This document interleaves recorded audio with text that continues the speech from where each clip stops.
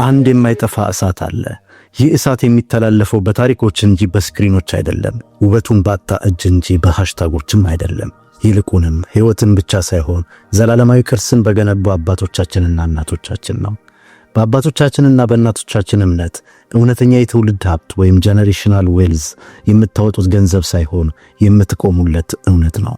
ይህ ለተከታዮቻችሁ የምታስተላልፉት ብርታት ነው።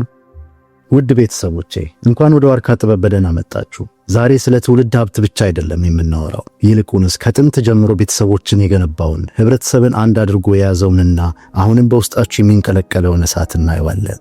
አስታውሱ፣ የዋርካ አስተሳሰብ ማለት ህይወትን መውረስ ሳይሆን ህይወትን መፍጠር ነው። ይህ ለትውልድ የሚሻገር ንጹህ ዓላማ ነው።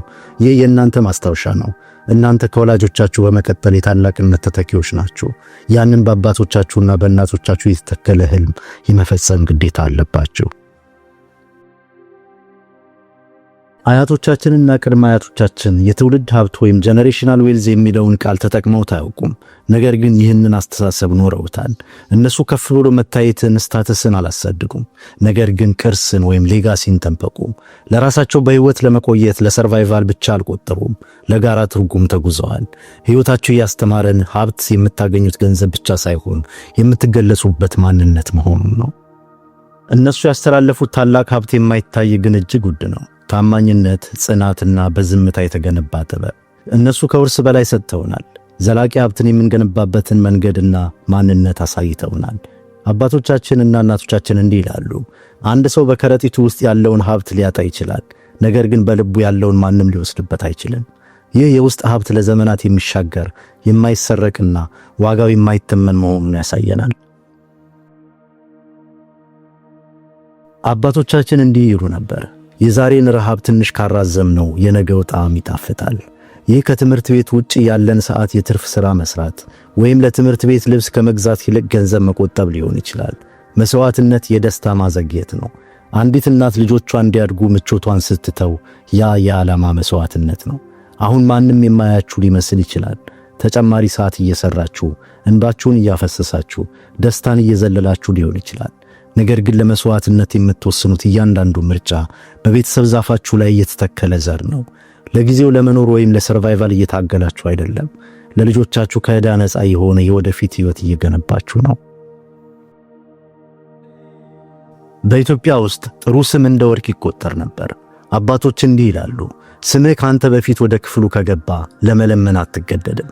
በቀደመው ታሪካችን ሰዎች እህል ወይም ገንዘብ የሚያበድሩትና የሚበደሩት በባንክ ነጥብ ወይም በክሬዲት ስኮር ተገምግመው ሳይሆን በባህሪና በታማኝነት ነጥብ ላይ ተመስርተው ነበር። በአባቶቻችንና በእናቶቻችን እምነት ቃላችሁ ዋስትናችሁ ነው። ገንዘብ ላይኖራችሁ ይችላል፣ ነገር ግን ዝናችሁ፣ ታማኝነታችሁ፣ ራሳችሁን የምትይዙበት መንገድ፣ እነዚህ ሁሉ የክብር ሀብት ይገነባሉ። ያ ክብር ደግሞ ልጆቻችሁ ሊጠቀሙበት የሚችሉበት የገንዘብ ዋጋ ይሆናል።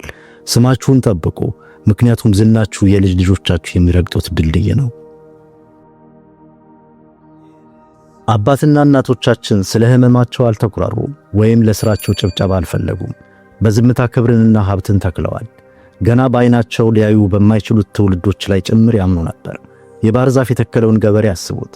ከዛፉ ቀድሞ ይህንን ዓለም እንደሚያልፍ ያውቅ ነበር። ነገር ግን ትውልድን በማሰብ ነው ይህን ያደረገው። እነሱ ለአፍታ ጭብጨባ ወይም አድናቆት አልሰሩም። ይልቁን ለትውልድ የሚሆን የመመገቢያ ጠረጴዛ እያዘጋጁ ነበር። ስራችሁ አሁን ምስጋና የሌለው ሊመስል ይችላል። ምንም አይደለም። እናንተ ለጊዜው እየሰራችሁ ሳይሆን ለዘላቂው ትውስታ ነው የምትሰሩት። አንድ ቀን አንድ ሰው በእንባ እየታጠበ በእነርሱ ምክንያት ነው እኔ የቆምኩት ሲል ስማችሁን ያሞግሳል። በጣም ጠንካራ የምንላቸው ሰዎች በረጋ መንፈስ የሚናገሩ ነበሩ። አይረግሙም ወይም ባላቸው ነገር አይመኩም። መንፈሳዊነትን የተላበሱና ለእምነታቸው ክብደት ይሰጡ ነበር። ያላችሁበት ክፍል ውስጥ ሲገቡ ሰላም ይሰማችሁ ነበር። ይህም ሀብት ነው። ቁጣችሁን የመቆጣጠርና ሰላማችሁን የመጠበቅ ችሎታ። ልታይ ባለ ማለት ነገስታትን ያሳደገ አባት፣ ብቻዋን ስትሆን የምታለቅስ ነገር ግን በልጆቿ ፊት ፈገግ የምትል እናት። እናንተም ከአባቶቻችሁ በመማር ጫጫታ በሞላበት ዓለም ውስጥ ጸጥተኛ ኃይል ሁኑ። መምራት የምትችሉት ሆኖ በመገኘት እንጂ በጩኸት አይደለም። ውስጣችሁ ሰላም ከሰፈነ ልጆቻችሁ ሰላምን ለመፈለግ ወደ ውጭ አይሄዱ። በዚህ ሰዓት የበቃችሁት በአጋጣሚ አይደለም። አንድ ሰው ምናልባት ጀርባዋ የተሰበረች ሴት ወይም በእርሻዎች ውስጥ ይጸልይ የነበረ አባት ልክ እናንተ አሁን ላላችሁበት ማንነት ጸልየዋል። እናንተ የአያቶቻችሁ የህልም ውጤት ናችሁ። እነሱ ሊጸልዩለት ብቻ ለሚችሉት ነገር እናንተ እድሉ አላችሁ። እናንተ እነሱ የተመኙት የትውልድ ሀብት ናችሁ። ስለዚህም ለከፈሉላችሁ መስዋዕትነታቸው የሚመጥን ህይወትን በመኖር ከፍ በሉ። ከአያቶቻችን የምናገኛቸው ትምህርቶች የዋርካን ቅርስ በሚገልጹ 3 የማይታዩ ምሰሶዎች ይጠቃልላሉ። ስለዚህ የእናንተ ሥራ በየቀኑ እነሱን ማጠናከር ነው። አንደኛው የጊዜው ምሰሶ ወይም ኢንቨስትመንት ነው። ይህ የተገነባው በመስዋዕትነትና በትዕግስት ነው። የወደፊቱን ለማረጋገጥ የአሁኑን ደስታ ማዘግየት ማለት ነው። የዛሬ የ1 ሰዓት ሥራ ለነገው ነፃነት መሠረት ነው። የዛሬው አነስተኛ የእውቀት ኢንቨስትመንት የነገው ተስፋችሁ ነው። ሁለተኛው ደግሞ የባህሪ ምሰሶ ወይም ታማኝነት ነው። ይህ የተገነባው በዝናና በመተማመን ላይ በመመስረት ነው። እናም ቃል ከማንኛውም ውል የበለጠ ዋጋ እንዳለው ያሳየናል። የዛሬ ታማኝነታችሁ ለወደፊት ቤተሰባችሁ ለ10 ዓመታት የሚጠቀምበት ዋስትና ነው። ሶስተኛው ደግሞ የዓላማ ምሰሶ ወይም አገልግሎት ነው። ይህ ደግሞ የተገነባው በለጋስነት ጥንካሬና በመስጠት ላይ ተመስርቶ ነው። ስኬታችሁ ለሌሎች መጠለያ መሆን ካልቻለ የተሟላ አይደለም። ስለዚህም ሕይወታችሁን ከራሳችሁ በላይ ላለ ነገር አውሉት። ዛሬውኑ ሕይወታችሁን መገንባት መጀመር ትችላላችሁ። በዓላማ በመኖር፣ በታማኝነት በመስራት፣ በክብር በመናገር እንዲሁም በጽናት በመውደድ። ሀብታም ለመሆን ብቻ ሳይሆን ውድ ነገር ትታችሁ ለመሄድ ከፈለጋችሁ መልካም ልብ፣ ትህትናና ራዕይ ያስፈልጋችኋል። ዛሬን በትጋት ከኖራችሁ ነገ ቅርስ ትወርሳላችሁ፣ እንዲሁም ታወርሳላችሁ። ስለዚህ ራሳችሁን ጠይቁ፣ ከኔ ሕይወት በኋላ የሚዘልቅ ምን እየገነባው ነው በሚል። ይህ ቪዲዮ ውስጣችሁን ከነካውና ከወደዳችሁት ሌሎችም እንዲጋሩት አድርጉ። እንዲሁም ይበልጥ ያስተማራችሁ ትልቁ ትምህርት ምን እንደሆነ ኮሜንት አድርጉ። እስከ መጨረሻው ስለተከታተላችሁኝ አመሰግናለሁ።